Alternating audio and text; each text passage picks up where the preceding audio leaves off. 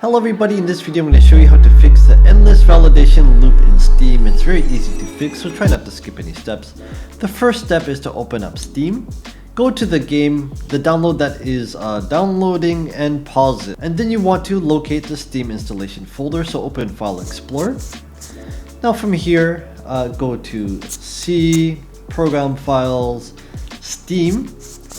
From here, go to logs, and you're gonna see a file called content_log.txt. By default, you might not see the .txt. If not, you can click on this, view, show file name extensions.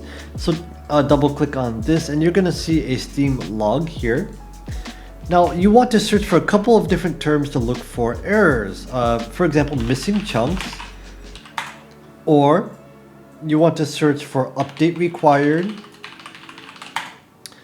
and you want to search for files corrupt.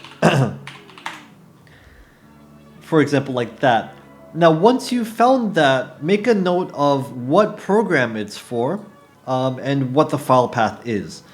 And copy that somewhere, and you're gonna go into the game installation folder where you have the error. Let's say the error was for Cyberpunk and the download is paused for that, so delete. To delete the files, you right click on it, go to properties, installed files, browse, and here you're gonna see the files, and you want to just right click on them and delete the files with the errors in them. Once you've done that, you want to go back to your library, right click, go to properties, go to installed files, go to verify integrity of game files.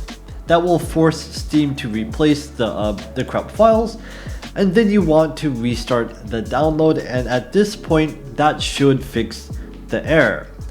Now, if this video helped you, leave the video a like and please subscribe. If it didn't help you, leave the video a comment and I'll do my best to get back to you.